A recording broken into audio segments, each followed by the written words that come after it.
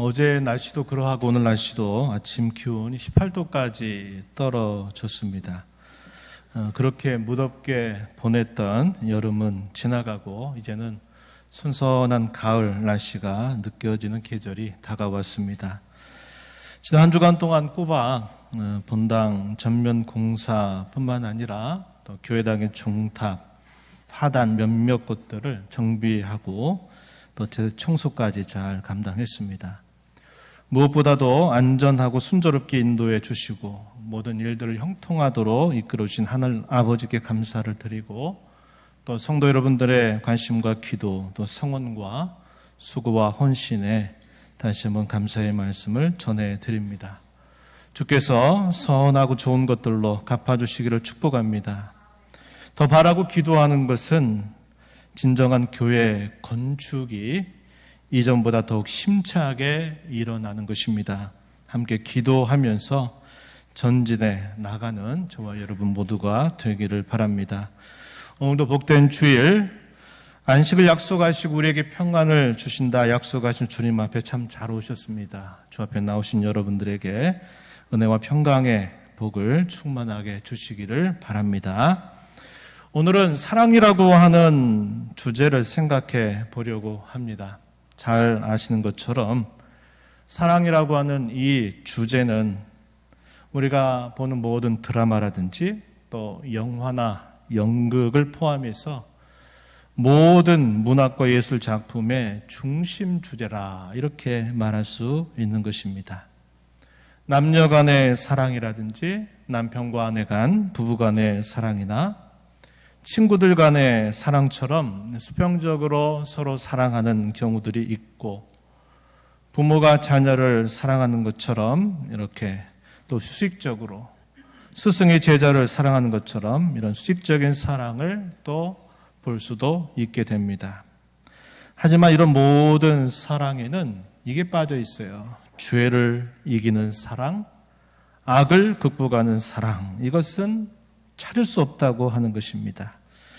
우리 하나님의 사랑이 위대하고 놀라운 것은 죄를 이기는 사랑이요, 악을 극복하는 사랑이기 때문에 그렇습니다.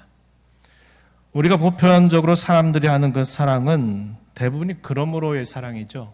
서로가 쌍방간에 어떤 주고받는 일들을 통해서 서로 그러기 때문에 사랑하는 것입니다. 그러나 우리 하나님께서 자기 백성, 오늘 저와 여러분을 사랑하시는 사랑은 그럼에도 불구하고의 사랑이다 하는 겁니다. 사랑을 받을 만한 처지가 아니고 받을 만한 형편도 아니고 그럴 만한 조건도 아닌데 그럼에도 불구하고 하나님이 베풀어 주시는 사랑, 우리가 그것을 오늘 함께 생각해 보려고 합니다. 우리가 함께 읽고 있는 이 호세아서는 바로 그런 하나님의 사랑을 잘 보여주고 있어요. 이 호세아서는 사람의 부패와 타락에 대해서 그 속이 어떠한가를 적나라하게 보여주고 있습니다. 그와 반대로 하나님의 놀라우신 그 사랑이 어떠한가를 또한 우리에게 보여주기도 합니다. 이것이 호세아서의 중심적인 주제라 이렇게 말씀드릴 수 있어요. 오늘 우리가 알고 있는 본문을 중심으로 해서 불붙듯 타오르는 사랑이라고 하는 제목으로 함께 말씀을 나누고자 합니다. 오늘도 선포되는 이 말씀을 사람의 말로 받지 말고 하나님께서 내게 주시는 말씀으로 받으시고 그 말씀 속에서 성령께서 여러분들에게 들려주시는 음성이 있거들랑 그것을 듣고 자그마지만 순종으로 옮겨가시는 복된 저와 여러분이 되기를 바랍니다. 먼저 오늘 우리가 읽은 이 말씀을 중심으로 생각해 보면서 좀 더 넓게 생각을 해보겠습니다. 오늘 말씀은 하나님 사랑의 위대함을 단적으로 표현해 주고 있습니다. 차근차근 한번 살펴보시죠. 우리가 읽었던 본문 8절 상반절을 한번 보시면 이렇게 표현합니다. 내가 어찌 너를 아드마같이 놓겠느냐, 어찌 너를 스보임같이 두겠느냐, 이렇게 말씀하십니다. 여기에 등장하는 아드마나 스보임 이 두 지역은 소돔과 고모라성 부근에 속해 있는 곳이었습니다. 그렇다면 이곳에서 무슨 일이 있었을까요? 잘 아시는 것처럼 이 소돔과 고모라 성은 의인 10명이 없어서 유황과 불비로 심판받아서 멸망한 도시였습니다. 그때 그 하나님께서 내리시는 그 무서운 심판이 인근 지역이었던 이 곳에도 미치게 된 것입니다.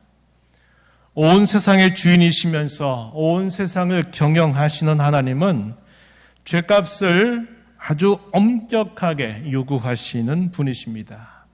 이것을 우리가 하나님의 공의라고 부릅니다. 그들이 범한 죄에 대하여 죄값을 치르게 하셨다는 말입니다. 소돔과 고모라 성에 대한 심판의 불똥이 튀어가지고 선량했던 두 도시가 봉변을 당한 것이 아니라 이곳 역시 범죄에 대한 죄값으로 결국 하나님께로부터 심판받았던 지역이었다. 이렇게 우리는 봐야 되는 것입니다. 이 두 곳의 심판이 임한 것은 하나님께서 더 이상 참고 기다리지 않으셨기 때문임을 우리는 기억합니다. 당시 이스라엘 백성들은 죄를 범하고서도 여전히 그 죄로부터 고집을 부리면서 돌아서지 않았습니다. 죄를 범했을 때 이것이 죄로고 한 것을 깨달았다면, 그리고 나서 돌이켰다면 얼마나 좋았겠습니까? 하지만 그것이 죄란 것을 알고 잘못된 것을 알고 있으면서도 여전히 돌이키지 않게 된다면 어찌하겠습니까? 알면서도 고집을 부리면서 돌이키지 않는 것, 이것을 뭐라고 말하냐면 성경은 이렇게 말해요. 패역이다, 이렇게 말해요. 이걸 또 다른 말로 뭐라고 말하냐면 반역이다, 이렇게 말합니다. 우리가 어떤 일을 했는데 모르고 했어요. 그랬더니 이게 잘못된 일이라는 걸 알았어요. 그러면 잘못된 일로부터 내가 잘못했습니다 하고 돌이키면 괜찮아요. 그걸 가지고 뭐라고 하지 않아요. 왜? 누구나 다 그런 실수는 할 수 있기 때문이죠. 그런데 문제는 뭐냐면 그게 잘못된 것을 알고 그것이 옳지 않은 것을 알면서도 여전히 그것을 고집하며 계속적으로 완고하게 계속 하던 일을 계속 하는 것, 이것을 누구는 패역이다 혹은 반역이다 이렇게 말해요. 죄를 한번 범한 것보다 이 패역이나 반역은 훨씬 더 큰 겁니다. 왜 그럴까요? 고집을 부리기 때문에 그래요. 갈 때까지 가보겠다 하는 그런 마음을 품는 것이기 때문에 그러합니다. 하나님께서는 범죄하고 패역했던 이스라엘을 두고 아드마와 스보임같이 그대로 버려두지 않겠다라고 이렇게 말씀하십니다. 8절 앞부분을 한번 보실까요? 이렇게 말합니다. 에브라임이여, 내가 어찌 너를 놓겠느냐? 이스라엘이여, 내가 어찌 너를 버리겠느냐? 이렇게 말합니다. 우리가 조금 전 읽었던 이 두 도시에 대해서는 뭐라고 표현했어요? 놔두겠다, 그대로 내버려 두겠다 그랬더니 어떤 일이 벌어졌습니까? 하나님의 공의로운 심판이 임하게 돼서 결국 패망하게 된 것입니다. 그러나 범죄할 뿐만 아니라 패역하고 있는, 반역하고 있는 이스라엘 백성들을 두고서는 뭐라고 말씀하십니까? 내가 어찌 너를 놓겠느냐? 내가 어찌 너를 버리겠느냐? 놓을 수 없고 버릴 수 없다라고 하나님께서 이렇게 말씀을 하고 계신 것입니다. 이 말씀을 액면 그대로 생각해 보면 무슨 말씀이에요? 내가 더 기다리고 내가 더 참겠다라는 뜻을 우리에게 전달해 주고 있어요. 하지만 계속 이어지는 말씀을 한번 주의해서 한번 보시죠. 이런 말씀이죠. 내 마음이 내 속에서 돌이키어 나의 긍휼이 온전히 불붙듯하도다. 이 이어지는 말씀을 보게 되면 조금 더 참고 조금 더 기다리겠다라고 그런 정도로 말씀하고 있는 것이 아닙니다. 그들을 놓을 수도 없고 그들을 버릴 수도 없다. 더 나아가서는 놓지도 않고 버리지도 않겠다라고 말씀하고 있는 것입니다. 이것은 어쩔 수 없어서 좀 더 참고 기다려보자.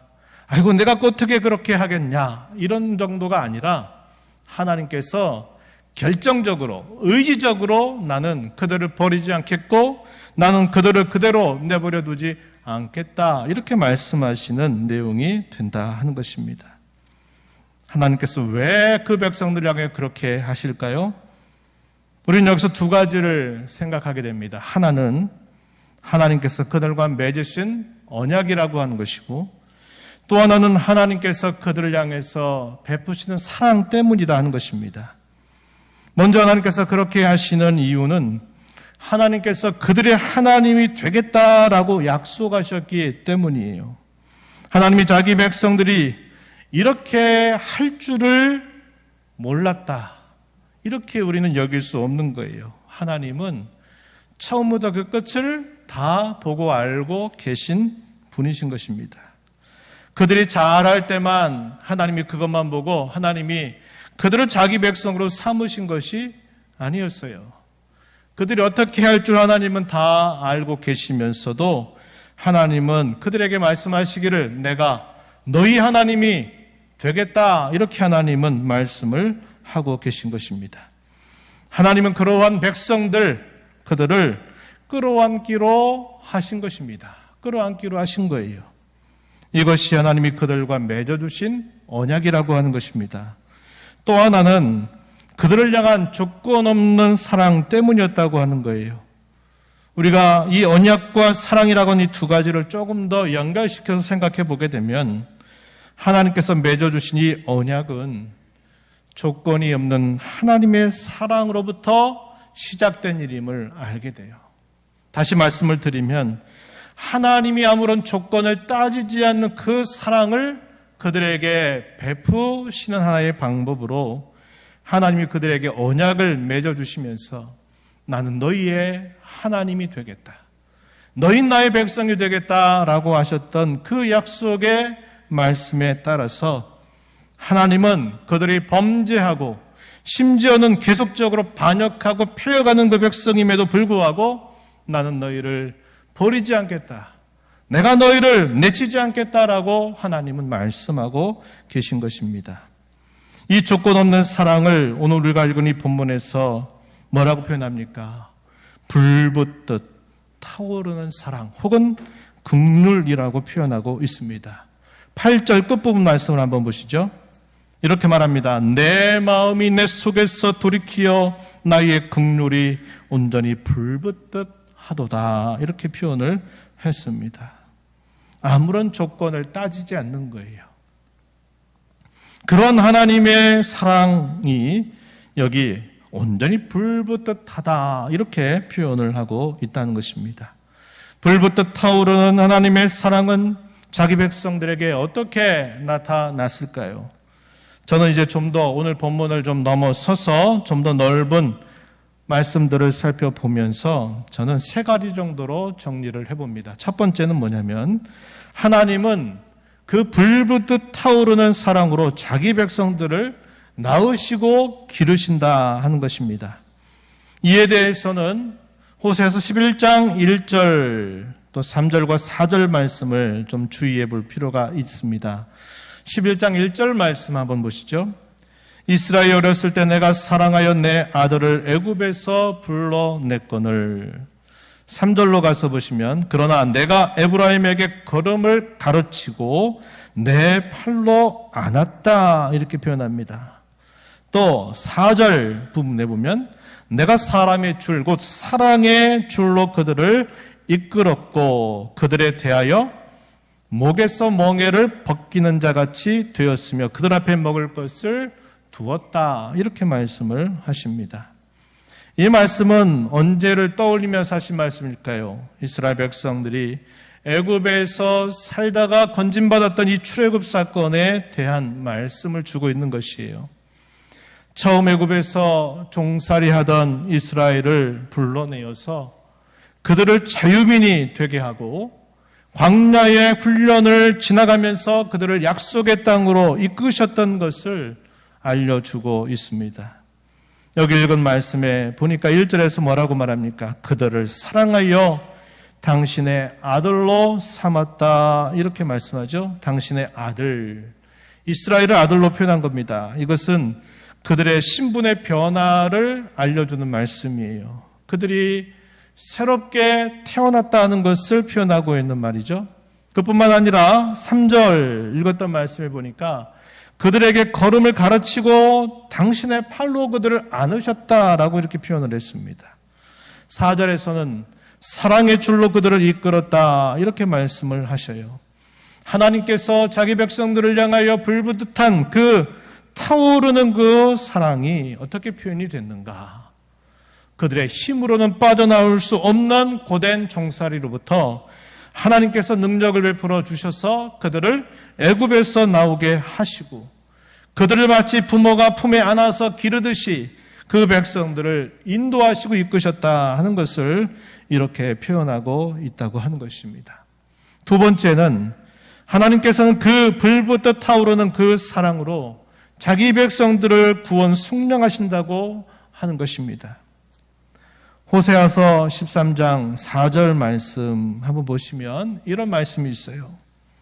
그러나 애굽 땅에 있을 때부터 나는 내 하나님 여호와라, 나밖에 내가 다른 신을 알지 말 것이라, 나 외에는 구원자가 없느니라. 애굽 땅에 있을 때, 종살이하고 있던 그때 내가 바로 너희의 유일한 구속자다. 나 외에 구원자가 없다. 이런 말씀을 하나님이 주고 계시죠. 또 여기 13장 14절 말씀에 가서 보면은 또 이런 표현이 나타납니다. 14절 말씀에 내가 그들을 수올, 죽음 혹은 사망, 무덤을 뜻하는 말이에요. 수올의 권세에서 속량하며 사망에서 구속하리니 사망아 내 재앙이 어디 있느냐? 수올아 내 멸망이 어디 있느냐? 뉘우침이 내 눈앞에서 숨으리라. 이렇게 말씀을 하십니다. 여기 14절 말씀에 보면은 이스라엘을 수올의 권세, 즉 죽음의 권세에서 속량하고 사망에서 구속하신다. 이렇게 약속하고 있다는 겁니다. 여기 속량한다라고 하는 이 말의 의미는 대가, 값을 지불하고 사내는 것을 여기 속량이라고 하는 말을 사용하고 있어요. 바울 사도는 고린도전서 15장에서 이 말씀을 인용해서 그리스도께서 부활하신 그 사건이 그를 믿는 신자에게 주어지는 유익이 무엇인가를 깨우쳐주고 있어요. 즉 그리스도와 하나가 된 사람, 그리스도와 연합이 된 사람은 누구든지 그리스도께서 사망의 권세를 깨뜨리시고 부활하셨던 것처럼 다 그와 같이 된다. 이렇게 가르쳐주고 있습니다. 죄 허물에 대하여 심판을 시행하지 않고 오히려 죄와 허물로부터 구원 속량하셔서 죄와 허물로 주어지는 사망 혹은 형벌을 이기게 하신다. 이렇게 말씀해주고 있어요. 이것은 순전히 그리스도 때문입니다. 그리스도 때문에 심판과 사망보다 구원 혹은 속량이 더 크다는 말을 우리에게 전달해 주고 있는 것입니다. 이에 대해 성경은 이렇게 말합니다. 성경은 긍휼히 심판을 이긴다 이렇게 표현을 하기도 했습니다. 마지막으로 하나님은 불붙듯 타오르는 그 사랑으로 자기 백성들을 고치고 기쁘게 사랑하신다고 하는 것입니다. 이에 대해서는 호세아서 11장 3절에서도 표현이 되지만 좀 더 선명하게 표현해주는 말씀이 14장 4절에 있는 말씀입니다. 한번 그 말씀을 한번 보시면 이렇게 말해요. 14장 4절에 내가 그들의 반역을 고치고 기쁘게 그들을 사랑하리니 나의 진노가 그들에게서 떠났음이니라. 이렇게 말합니다. 여기 반역이란 말, 제가 아까 말씀드렸죠. 패역이란 말 같은 말이다 그랬어요. 하나님께서 돌아오라고 살라고 끊임없이 말씀하심에도 불구하고 그들이 돌이키지 않고 자기 길을 계속적으로 걸어가고 있는 그들의 태도, 이것을 반역이다 혹은 패역이다 이렇게 부르는 것입니다. 자기 백성들을 향하여 불붙듯 타오르는 하나님의 사랑은 내버려 두시는 것이 아니라 그들을 끝까지 붙드시는데 결국은 어떻게 하시느냐? 그 백성들의 패역과 반역을 고치신다는 겁니다. 그리고 그들을 즐거이 사랑하신다. 이렇게 말씀을 하고 있다는 것입니다. 우리는 여기서 하나님의 이러한 사랑이 옳고 그름도 따지지 않는 무조건 맹목적으로 사랑하는 그런 사랑이 아니라 하나님의 사랑은 고치고 기쁘게 사랑하는 그러한 사랑이라는 것을 우리는 확인하게 되는 것입니다. 자기 백성을 향한 불붙어 타오르는 이 하나님의 사랑은 과거 사건으로 끝난 것이 아니에요. 호세아 시대 때 하나님 그 시대에만 말씀하신 것이 아니라 지금도 그러하고 앞으로도 계속되는 하나님 사랑의 역사임을 우리는 잊지 말아야 합니다. 다시 말씀드려서 그 하나님의 불붙어 타오르는 사랑이 오늘 저와 여러분에게도 계속되고 있다는 것을 우리는 잊지 말아야 하겠습니다. 오늘 우리가 그 사실을 신뢰하면서 확신할 수 있는 이유가 무엇일까요? 그것은 우리 하나님은 우리와 같은 사람이 아니라 하나님은 여전히 하나님이시기 때문이다라고 알려줍니다. 이제 본문 9절 말씀을 한번 보실까요? 우리 함께 천천히 읽어봅니다. 내가 나의 맹렬한 진노를 나타내지 아니하며 내가 다시는 에브라임을 멸하지 아니하리니 이는 내가 하나님이요 사람이 아님이라. 내 가운데 있는 거룩한 일이 진노함으로 내게 임하지 아니하리라. 여기 중간에 있는 표현 어떤 표현입니까? 이는 내가 하나님이고 사람이 아니다. 이렇게 표현을 하고 있는 말씀이에요. 만약에 하나님께서 우리와 똑같은 사람이라면 천번 만번 끊어졌을 것이에요. 끊을 정도만이 아니라 이미 오래전에 심판으로 이미 죽음에 처해 있을 것입니다. 하지만 하나님은 우리와 같은 사람이 아니라 하나님이시라고 말씀하십니다. 이게 무슨 말일까요? 하나님의 하나님 되심을 뜻하는 말이에요. 우리 사람과 같이 몇 번 기다렸다가 조건을 만족시키지 않으면 이제 끝났어. 그만둬. 끝장이야. 이렇게 말하고 그냥 끊어버리고 마는 것이 아니라 하나님은 우리 사람이 아니라 하나님이시기 때문에 하나님의 하나님 되심을 분명히 끝까지 드러내신다는 것을 우리가 이 말씀을 통해서 확인하게 되는 것입니다. 우리와 전혀 다른 하나님의 성품 혹은 하나님의 속성을 가리키는 말씀이 나는 사람이 아니라 나는 하나님이다 라고 하시는 이 말씀의 의미입니다. 이런 하나님의 성품 혹은 속성 가운데에는 우리가 잘 아는 하나님은 변치 않는다. 하나님의 불변성이라고 하는 게 있고 하나님은 우리와 같이 유한하고 한계가 있는 게 아니라 하나님은 무한하신 분이다라고 하는 그 성품을 들 수 있다고 하는 것입니다. 우리는 하나님이 그분이 하신 말씀과 행위에 대하여 영원히 변치 아니하신다고 하는 것을 신뢰하고 확신할 수 있는 것입니다. 우리가 읽었던 9절 말씀에서 우리는 하나님의 신실하심이 빛나고 있다는 사실들을 주목해야만 합니다. 이것이 우리에게 얼마나 큰 위로인지 몰라요. 이것이 우리에게 얼마나 큰 소망인지 모릅니다. 하나님이 하나님이시기 때문에 우리는 그 하나님의 그 사랑을 지금도 신뢰할 수가 있고 지금도 확신할 수 있다고 하는 것입니다. 우리는 지금까지 불붙어 타오르는 하나님의 사랑과 하나님의 하나님 되심에 대하여 생각해 봤습니다. 그런 하나님의 사랑이 오늘 저와 여러분에게 계속되고 있음을 여러분은 아십니까? 그런 하나님의 사랑이 지금까지 타오르고 있다고 하는 것을 여러분들은 알고 계십니까? 그런 하나님의 사랑을 나는 오늘도 받고 있다고 하는 사실들을 여러분들은 지금도 알고 계십니까? 이 질문을 여러분들이 깊이 생각해 보셔야 합니다. 안타깝게도 이 호세아서의 마지막 결론 말씀으로 가서 보면 이렇게 반문하고 있어요. 뭐라고 반문하느냐? 누가 이것을 깨닫고 누가 이것을 알았느냐? 이렇게 반문하고 있습니다. 성경 한번 봅니다. 호세아서 14장 마지막 절 9절 말씀을 보시면은 이렇게 알듯말듯 반문하면서 딱 호세아서의 결론을 짓고 있는 걸 보게 돼요. 누가 지혜가 있어서 이런 일을 깨달으며 누가 총명이 있어 이런 일을 알겠느냐? 여호와의 도는 정직하니 의인은 그 길로 다니거니와 그러나 죄인은 그 길에 걸려 넘어지리라 이렇게 말씀합니다.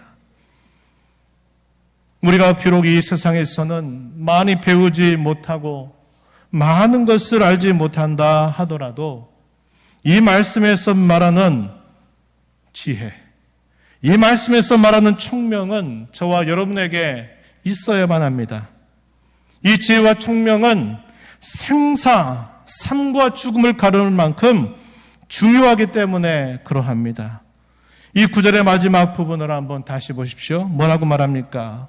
의인은 그 길로 다니겠지만 죄인은 그 길에 걸려서 넘어진다라고 말하고 있기 때문에 그러합니다. 우리는 이러한 신앙적인 지혜, 이런 신앙적인 총명을 날마다 가지고 하루하루를 살아가야만 한다고 하는 것입니다. 지금도 우리를 향한 하나님의 불붙듯 타오르는 사랑에 우리는 눈을 떠야만 합니다.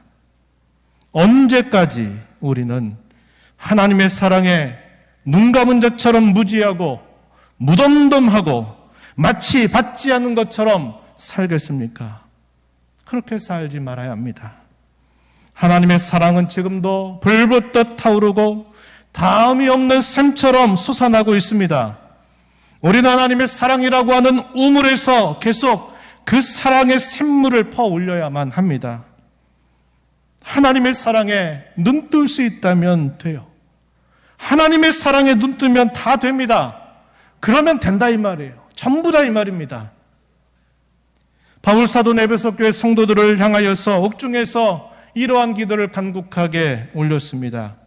에베소서 3장 18절과 19절 말씀입니다. 거기 보면 바울 사도가 로마 감옥에 있으면서 에베소 교회 성도들을 향하여 간절하게 기도하는 그 식구가 기도의 내용이 표현이 되어 있어요. 18절에 능히 모든 성도와 함께 지식에 넘치는 그리스도의 사랑을 알고 그 너비와 길이와 높이와 깊이가 어떠함을 깨달아 하나님의 모든 충만하신 것으로 너희에게 충만하게 하시기를 구하노라. 에베소 교회를 향한 바울 사도의 기도는 두 곳에 표현돼요. 1장 중간 부분에 한 번 표현되고 3장 이 부분에 표현이 되는데 이 두 번째 드리는 이 기도의 내용은 우리에게 뭘 가르쳐 줍니까? 지식에 넘치는 그리스도의 사랑을 알게 해달라고 기도하고 있어요. 그런데 어떻게 묘사를 합니까? 그 사랑의 너비를 알게 해달라고, 그 사랑의 길이를 알게 해달라고, 그 사랑의 높이를 알게 해달라고, 그 사랑의 깊이가 어떠함을 깨닫게 해달라고 바울 사도는 기도하고 있다 하는 것입니다.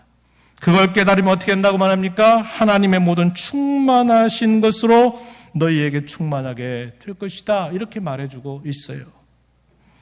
하나님의 사랑의 깊이, 그 사랑의 너비, 그 사랑의 길이, 그 사랑의 높이를 우리가 깨닫고 그 사랑에 눈뜨면 다 되게 돼 있어요. 문제는 뭐냐? 우리의 입술로는 그 사랑을 말하고 그 사랑을 말하고 필요할 땐 그분의 사랑을 부르면서 일방적으로 하나님이 일방적으로만 사랑하도록 우리는 그저 필요할 때만 그 사랑을 목말라하고 바라고 있다고 하는 것입니다. 어떤 사람이 나를 위해서 해준 고마운 일, 죽음의 위기 앞에 있을 때 그 죽음으로부터 건져주었던 일, 얼마 전 수재로 인해서 불어난 그 물에 의해서 떼날려가서 죽을 뻔했던 그 사람이 살려달라고 애원했을 때 그곳에 어떤 사람이 찾아가서 헤엄쳐서 그 사람을 건져내죠. 그 사람의 마음 어떨까요? 평생도록 잊지 못해요. 왜? 그 골든 타임을 놓쳐버리게 되면 그 사람은 삶과 이별을 해야만 되기 때문에 그래요. 그런데 그 중요한 시기에 어떤 사람이 내게 와서 그 죽음의 위기 앞에 있는 자기를 건져줘요. 그러면 그 사람은 평생 동안 그 은혜를 잊지 못해요. 우리가 하나님께서 하나님이 저와 여러분에게 베풀어 주신 그 사랑이 그것만도 못합니까? 아니잖아요. 그 사랑은 이루 말할 수 없는 거예요. 그러한 사랑에 우리가 눈뜬다면 우리의 신앙생활은 달라지게 돼 있어요. 지금과 달라지게 돼 있습니다. 우리도 계속 하나님의 사랑을 묵상하고 사도가 올렸던 기도처럼 그분의 사랑에 더 눈뜨게 해달라고 기도해야만 합니다. 그 사랑에 감사하고 감격하는 만큼 저와 여러분의 신앙생활은 활력이 살아날 것이기 때문에 그러해요. 그 사랑에 무덤덤하고 그 사랑에 눈 감고 있다면 우리의 신앙생활에 활력을 기대할 수가 없는 것입니다. 오늘 말씀을 이렇게 정리해 봅니다. 하나님은 공의를 행하시지만 자기 백성들을 향하여 만큼은 그들의 범죄와 폐역에도 불구하고 하나님은 불붙어 타오르는 사랑을 베풀어 주시는 분이십니다. 오늘 우리에게도 그 하나님의 사랑은 계속되고 끝이 없습니다. 이 사랑이 우리를 낳고 기르고 우리의 죄를 용서하고 구원하고 속량하며 우리의 폐역을 고치는 것입니다. 그럼으로써 하나님은 우리를 기쁘게 사랑하시는 것이에요. 자기 백성에 관한 오늘 우리에 관한 한 공의로운 심판보다 사랑이 더 크고 이것이 심판을 이기는 것입니다. 그런데 이러한 공의를 벗어난 이러한 사랑은 공의를 벗어난 사랑이 아닌 것이에요. 공의를 만족시킨 사랑입니다. 다만 하나님은 우리에게 그것을 우리에게 직접 요구하지 않으시는 것뿐이에요. 하나님이 그 사랑 누구에게 요구하셨습니까? 누구에게 요구하셨어요? 바로 우리의 유일한 중보자가 되시는 예수 그리스도에게 그것을 다 요구하신 것입니다. 그리고 우리에게는 아무것도 요구하지 않으세요. 내가 받아야 할 죄값 형벌을 그리스도께서 대신 받아주셨다 하는 것, 이것이 성경이 우리에게 가르쳐주는 복음의 핵심입니다. 복음의 핵심이에요. 이제 이 하나님의 사랑에 눈을 뜨고 남은 삶을 이 사랑에 눈뜬 자로 살아가는 저와 여러분의 삶이 되기를 진심으로 바랍니다.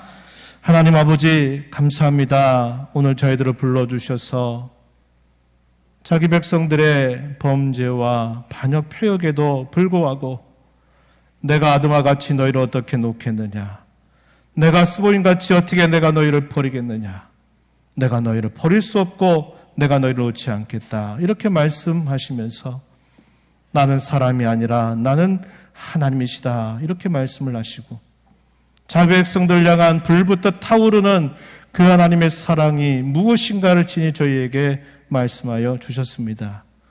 오늘 그 사랑이 오늘 저와 우리 모든 성도들에게 함께하고 있음을 깨달아 알게 하시고 그 사랑의 깊이와 넓이와 크기와 높이를 더 깊이 알아가는 저희가 되게 하여 주셔서 하나님 사랑에 눈뜬 자로 저희의 남은 삶을 살아가게 하여 주옵소서.